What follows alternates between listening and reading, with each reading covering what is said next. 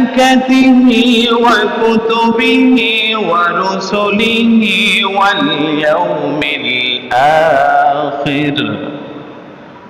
واليوم الآخر فقد ضل ضلالا بعيدا صدقت يا رب العالمين. وقال تعالى في شان نبي الله الكريم إن الله وملائكته يصلون على النبي يا أيها الذين آمنوا صلوا عليه وسلموا تسليما. আসুন সবাই দরুদ ইব্রাহিমি পড়ি।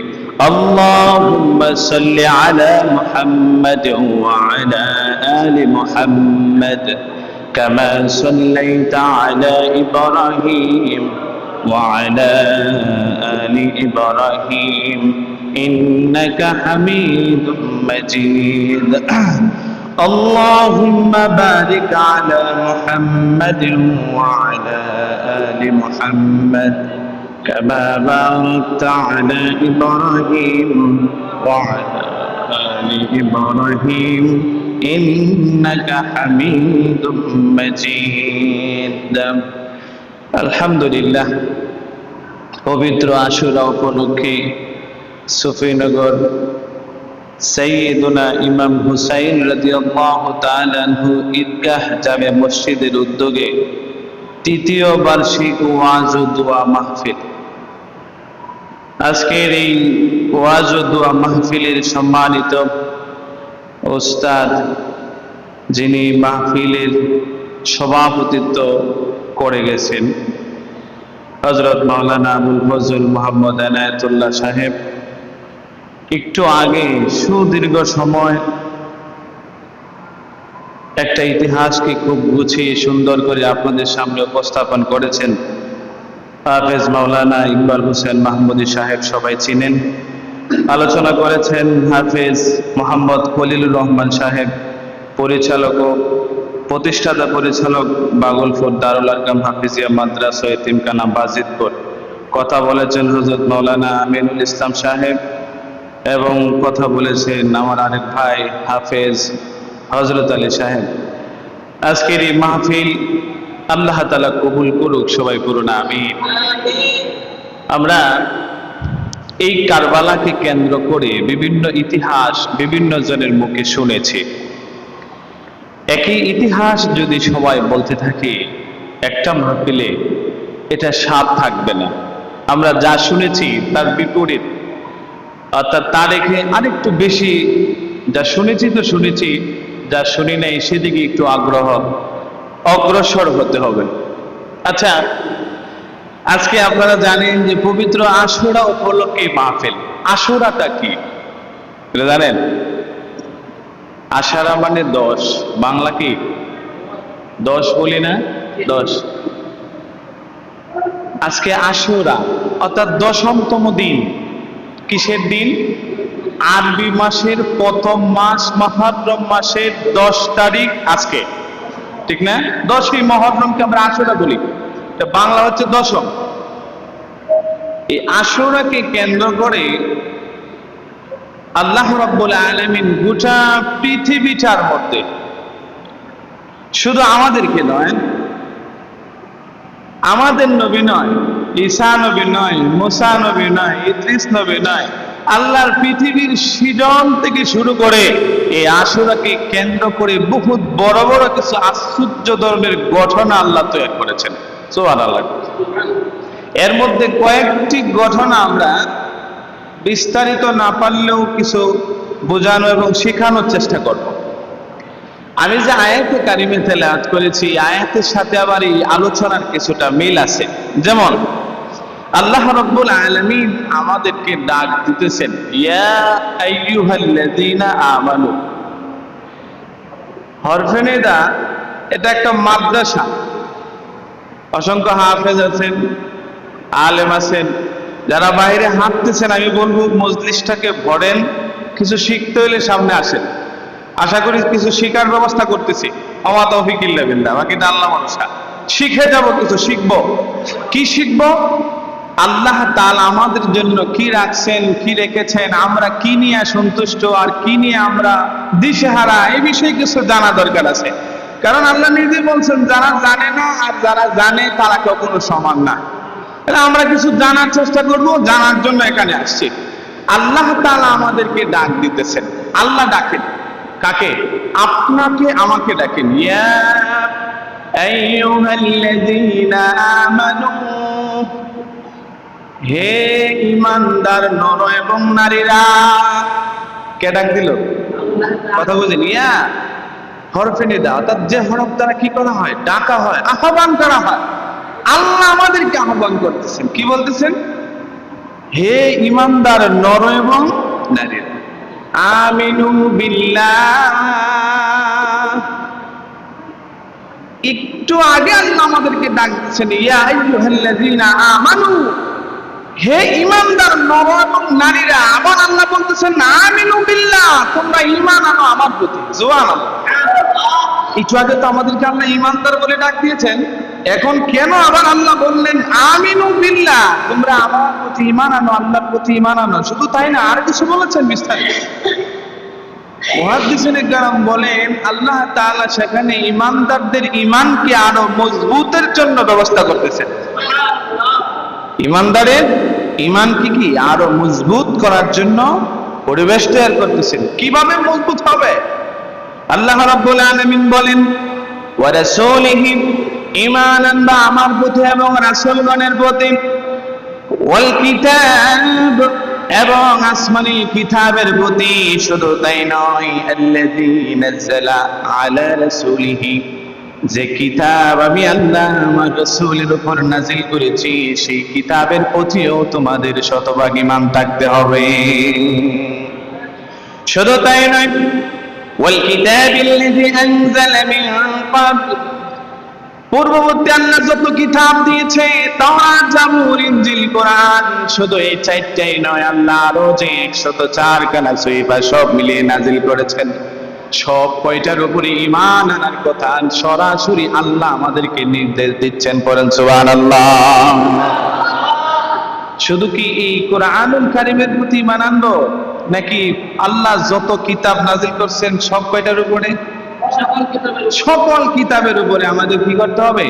ঈমান আনতে হবে। এখন আল্লাহ আবার বলতেছেন ওয়ামাই ইয়াকফুর, যারা অস্বীকার করবে, যারা বিশ্বাস করবে না, বিল্লাহি ওয়া মালাইকাতিহি ওয়া কুতুবিহি ওয়া রুসুলিহি, যারা আসমানি কিতাবকে অস্বীকার করবে, রাসূল অস্বীকার করবে, আল্লাহ তাআলা ওয়াল ইয়াউমিল আখির, শেষ দিনটাকে যারা অস্বীকার করবে, ফাকাদ দাল্লা দালালান বাঈদা, তারা এমন দূরে এমন নিচে পড়ে যাবে তাদেরকে তুলে এনে আর আল্লাহর কাছে আনা সম্ভব হবে না।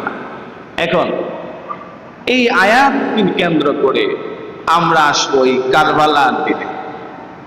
এই দিনে আল্লাহ তো বলছেন পূর্বের সকল কিতাবের প্রতি আমাদের ঈমান আনতে হবে। আল্লাহ বলছেন পূর্বের নবীদের প্রতি আমাদের ঈমান আনতে হবে। তাহলে এখন আমরা একটু লক্ষ্য করি, কারবালার দিনকে কেন্দ্র করে অনেক বড় বড় ঘটনা হয়েছে। এর মধ্যে আল্লাহ রাব্বুল আলামিন আমরা এমন দেখতে পাই যে আল্লাহ পৃথিবী সূচনা করবেন, সূচনা প্রোগ্রাম করেছেন 10ই মুহররম। কারণ এই আরবি মাসগুলো আল্লাহ নিজে গণনা করেছেন পৃথিবী সৃষ্টির আগে থেকে। সুবহানাল্লাহ। এই মুহররম, সফর, আরবি 12টি মাস, এই 12টি মাস আল্লাহ গণনা করেছেন পৃথিবীর সূচনার আগে। সুবহানাল্লাহ। এখন 10ই মুহররমকে আল্লাহ তাআলা পৃথিবী সৃষ্টি করবেন বলে ঘোষণা, পৃথিবীটাকে আল্লাহ তাআলা তৈরি করবেন ইচ্ছা আকাঙ্ক্ষা করেছেন। 10ই মুহররমের সূচনা হয়েছে। আল্লাহ এই পৃথিবীটাকে কিয়ামত করবেন 10ই মুহররমে। আল্লাহ রাব্বুল আলামিন আমাদের আদি পিতা আদম আলাইহিস সালাতু ওয়াস সালাম, আমাদের আব্বাজানকে আল্লাহ তাআলা বানিয়েছেন 10ই মুহররমে। আবার আব্বাজান আদম আলাইহিস সালাতু ওয়াস সালামকে জান্নাতে ঢুকিয়েছেন 10ই মুহররমে। আবার আমাদের আব্বাজান আদম আলাইহিস সালাতু ওয়াস সালামকে এই জান্নাত থেকে দুনিয়ায় পাঠিয়েছেন, সেই দিনটাও ছিল 10ই মুহররম। শুধু তাই নয়, একটু সামনের দিকে যাই। ইদ্রিস আলাইহিস সালাতু ওয়াস সালামকে আল্লাহ তাআলা জান্নাতে ঢুকিয়েছেন যেই 10ই মুহররমে। ঈসা আলাইহিস সালাতু ওয়াস সালামকে আকাশে তুলে নিয়েছেন 10ই মুহররম। আল্লাহ রাব্বুল আলামিন নূহ আলাইহিস সালাতু ওয়াস সালামকে 40 দিন প্লাবনে ভাসায়া 40 দিন পরে মুক্তি দিয়েছেন সেই 10ই মুহররম। সুবহানাল্লাহ। 10ই মুহররম। শুধু তাই নয়, সেখানে শেষ নয়, আল্লাহ রাব্বুল আলামিন মূসা আলাইহিস সালাতু ওয়াস সালামকে যখন ফেরাউন কি করতেছিল, সকল দলবল নিয়ে ধ্বংস করার জন্য চেষ্টা শুরু করে দিল, আল্লাহ রাব্বুল আলামিন মূসা আলাইহিস সালাতু ওয়াস সালাম উনি একজন নবী ছিলেন, ভালো করে জানেন। সেই নবীকে আল্লাহ রাব্বুল আলামিন কি করলেন, হাতের লাঠি দ্বারা নদীতে ইশারা করার কথা বলার সাথে সাথে নদী দুই দিকে বাঁক হয়ে এমন সুন্দর রাস্তা হয়ে গেল, আর সেই রাস্তা দিয়ে নবী ওনার দলবল নিয়ে ওপারে গিয়ে মুক্তি পেয়ে নিলেন। সেই দিনটাও ছিল 10ই মুহররম। শুধু তাই না, আরো কিছু কাহিনী আমরা সামনে দেখতে পাই। আমাদের নবীজির জিন্দেগানিতে খায়বরের যুদ্ধ শুরু হয়েছে, যেই দিন রাসূল আকরাম সাল্লাল্লাহু আলাইহি ওয়াসাল্লামের সাহাবীরা খায়বর যুদ্ধ বিজয় লাভ করেছে, সেই দিনটাও ছিল 10ই মুহররম। আমরা আরো কিছু ইতিহাস খুঁজলে দেখতে পাই, রাসূল যখন হিজরত করে মক্কা থেকে মদিনায় গিয়েছিলেন, সেই দিনটাও নাকি 10ই মুহররম ঘটেছিল।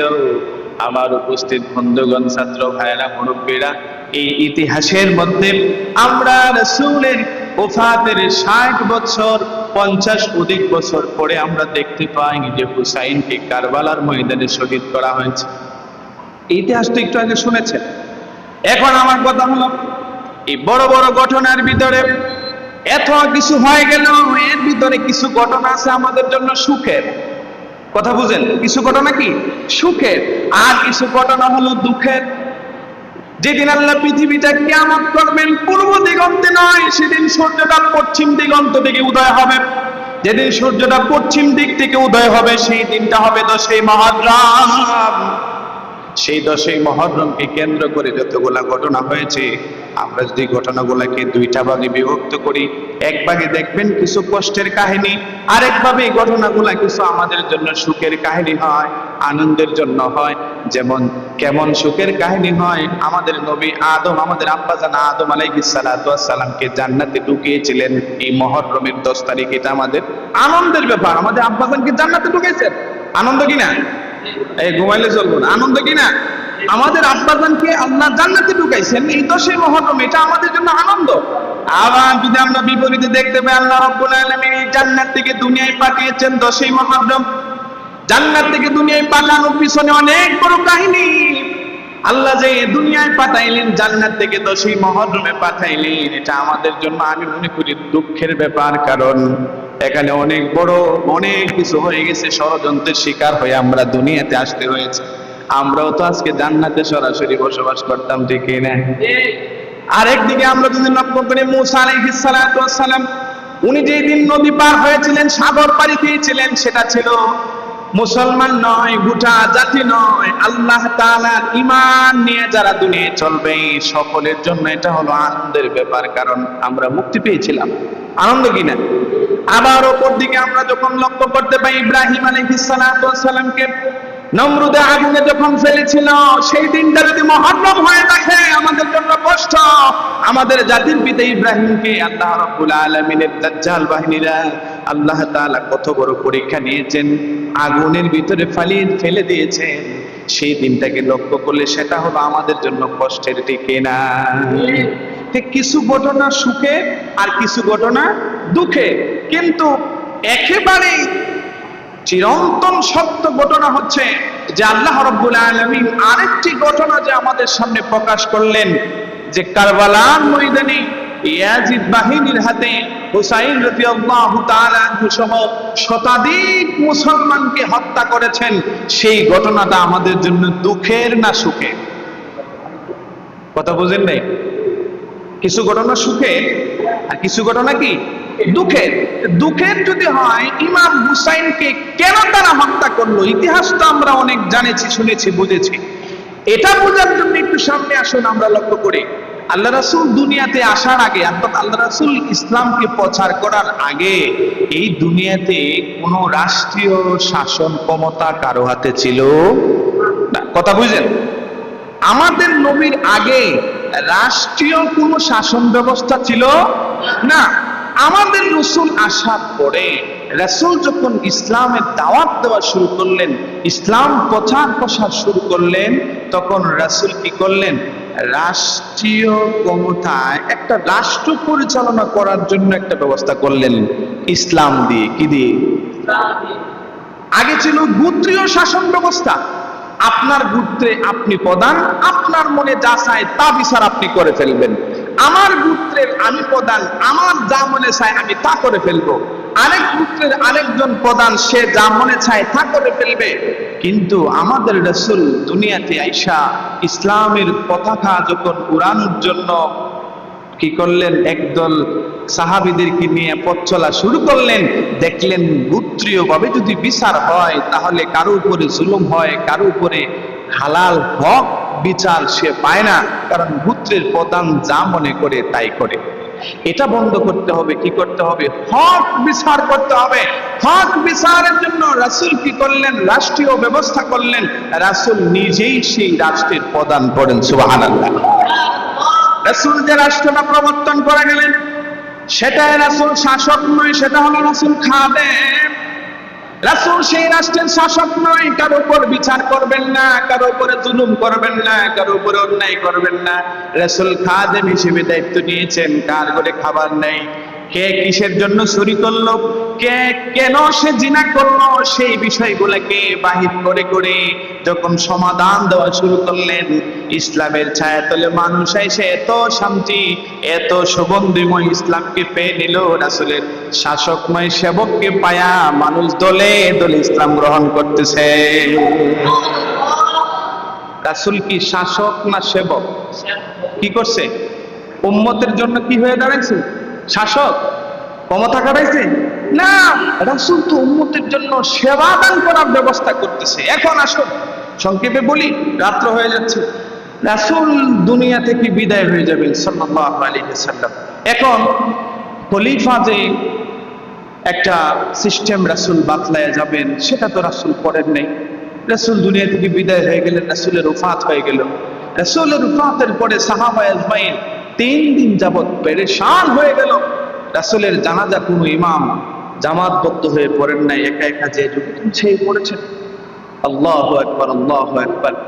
3 দিন পরে সাহাবায়ে আজমাইন বসে পরামর্শ করলো, আমাদের একজন খলিফা নিযুক্ত হওয়া অতি জরুরি হয়ে গেছে। কথা আপনারা বুঝতেছেন নি? আমরা কারবালা কেন হয়েছে, কেন হুসাইনকে মারা হলো, সেই ঘটনাকে আমরা বের করতে হলে রাসূলের জীবনী থেকে আসতে হবে, আমাদের খেলাফতের জিন্দেগি থেকে আসতে হবে। তাহলে আমরা সেই ঘটনাটাকে পুরোপুরি বের করতে পারবো। রাসূল দুনিয়াতে নেই। সবাই বসে পরামর্শ করলেন, আসুন তাহলে আমরা কি করি? হযরতে আবু বকর মুরব্বী সাহাবী, আসুন উনাকে আমরা খলিফা নিযুক্ত করি। কাকে বানাইলেন খলিফা? আপনারা বুঝেন নাই? হযরত আবু বকর রাদিয়াল্লাহু তাআলা আনহুকে সিদ্দিক আকবরকে খলিফা বানানো হলো। 2টি বছর যেতে না যেতেই খলিফার জিন্দেগানি শেষ। উনি আবার শেষের দিকে আরেকজন খলিফা নিযুক্ত করে গেলেন, দ্বিতীয় খলিফা হযরতে উমরে ফারুক রাদিয়াল্লাহু তাআলা আনহু। দ্বিতীয় খলিফা কেডা? হযরতে ওমর রাদিয়াল্লাহু তাআলা। হযরতে ওমর রাদিয়াল্লাহু তাআলা আনহু দ্বিতীয় খলিফা। উনি যখন খলিফার মসনদে বসলেন, একদিন 2 দিন নয়, 10টি বছর দুনিয়াটা শাসন করেছেন। অর্ধ জাহানের প্রেসিডেন্ট। সুবহানাল্লাহ। ব্যবস্থাপককে নবী স্বয়ং নিজে। ব্যবস্থাপককে নবী স্বয়ং নিজে সাল্লাল্লাহু আলাইহি ওয়াসাল্লাম। পরিচালনা করতেছেন সাহাবায়ে আজমাইন। পরিচালনা করতেছে কারা? সাহাবায়ে আজমাইন। দ্বিতীয় খলিফা হযরতে উমর ফারুক রাদিয়াল্লাহু তাআলা আনহু, উনি 10টি বছর সুন্দরভাবে অর্ধ জাহান পরিচালনা করতেছেন। ইসলাম দিয়া না ইসলাম সাইরা? ইসলাম। কোরআন সাইরা না কোরআন দিয়া? কোরআনকে মানা মানে ইসলাম মানা, ইসলাম কমপ্লিট করে মানতে হলে কোরআনকে মানাই লাগবে, তাছাড়া নতুবা কোনো রাস্তা নেই। এখন হযরত ওমর রাদিয়াল্লাহু তাআলা আনহুর খেলাফতের জিন্দেগি শেষ, উনি হযরতে উসমান ফারুক রাদিয়াল্লাহু তাআলা উসমান রাদিয়াল্লাহু তাআলা কে খেলাফতের মজলিসের দায়িত্ব পেলেন। আচ্ছা, হযরত উসমান রাদিয়াল্লাহু তাআলা যখন খেলাফতের মজলিসে বসলেন, উনি কি নিজ ইচ্ছায় বসলেন নাকি ইসলামী নিয়ম তরিকার ভিতরে আইসা বসতেন? কথা বলেন। যে সিস্টেমে খলিফা বানানো হয় সেই সিস্টেম মোতাবেক উনাকে খলিফা খেলাফতের মাসনদে বসানো হয়েছে, খেলাফতের আসনে বসানো হয়েছে। হযরত আলী রাদিয়াল্লাহু তাআলা রাসূল সাল্লাল্লাহু আলাইহি ওয়াসাল্লামের এত আদরে, এত ঘনিষ্ঠ, এত কাছে হযরতে ফাতেমা রাদিয়াল্লাহু তাআলা আনহা যার সঙ্গিনী বানিয়ে দিলেন, হযরতে আলী রাদিয়াল্লাহু তাআলা আনহু আল্লাহ রাসূলের এত কাছের হয়ে গেলেন। সুবহানাল্লাহ। হযরত উসমান ফারুক রাদিয়াল্লাহু তাআলা আনহু, হযরত উসমান যখন খেলাফতের মসনদে বসা, হযরতে আলী হজ করতে চলে গেলেন। তারা তো তখন মদিনায় আছেন, হজ করতে যাইতে হবে কোন জায়গায়? মক্কায় যেতে হবে। কোথায়? মক্কায় যেতে হবে। হুজুর হজ করে আসছেন, আমাদের ভাগ্য হয় নাই, যেতে পারে নাই, দোয়া করেছেন হুজুর ইনশাআল্লাহ আমরা একদিন যাব ইনশাআল্লাহ। এখন হযরত উসমান ফারুক রাদিয়াল্লাহু তাআলা আনহু যখন খেলাফতের মসনদে বসা, হযরত আলী রাদিয়াল্লাহু তাআলা আনহুর অনুসারীদের ভিতরে কিছু মুনাফিক ঢুকে গেছে। তারা চিন্তা করতেছে, আমাদের হযরতে আলীকে কেন খলিফা বানানো হলো না, উসমানকে কেন খলিফা বানানো হলো? উসমান তো আমাদের আলীর চেয়ে বেশি দামি ছিল না, আমাদের আলী ছিল বেশি দামি। তারা ভুল করেছে, তারা ভুল সিদ্ধান্ত নিয়ে উসমানকে খলিফা বানিয়েছে। হযরতে আলী রাদিয়াল্লাহু তাআলা যখন হজ করতে চলে গেলেন, এই ফাঁকে দিয়ে দলের ভিতরে কিছু মুনাফিক আজীবন আসিল, আরো পৃথিবী যতদিন থাকবে আজীবন থাকবে। মসজিদের ভিতরেও মুনাফিক আছে না নাই? আছে। সব জায়গাতে কিছু মুনাফিক আইসা স্থান নেয়, কিসের জন্য? ভালো কাজটাকে নষ্ট করার জন্য। তারা আলীকে উন্নত করতে চায় না, তারা আলীকে অন্ধবিশ্বাস করে। হযরত আলী রাদিয়াল্লাহু তাআলা তো ফিতনা চায় না, হযরত আলী রাদিয়াল্লাহু তাআলা তো হক বাতিলের পার্থক্যকারী হিসেবে দুনিয়ার মধ্যে বিরাজমান করবে। হযরত উসমান ফারুকের বিরুদ্ধে, হযরত উসমান রাদিয়াল্লাহু তাআলার বিরুদ্ধে কিছু লোক এমন ভাবে লেগে গেল, হযরত আলী রাদিয়াল্লাহু তাআলা হজ থেকে আসার আগেই হযরত উসমানের বাড়িটাকে ঘেরাও করে হযরত উসমান রাদিয়াল্লাহু তাআলাকে দুনিয়া থেকে বিদায় করে দিল।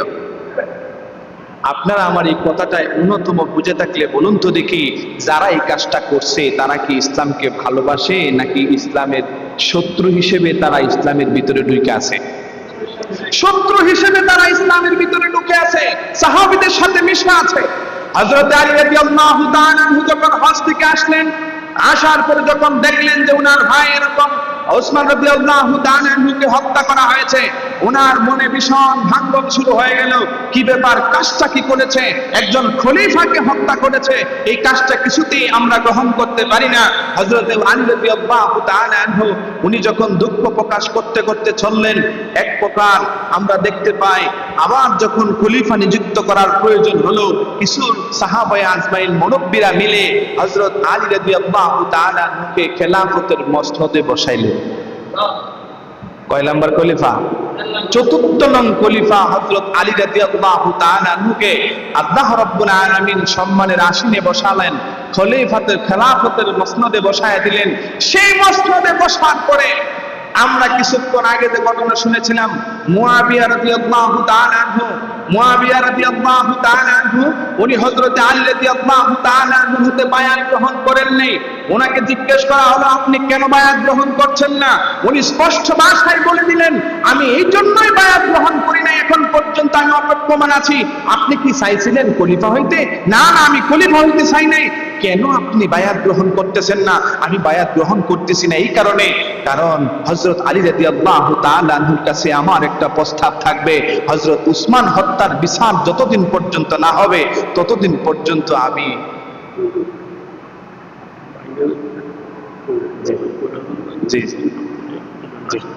জি ইনশাআল্লাহ দুইটা নাসিব করে শেষ করব। তাবারক আছে জি।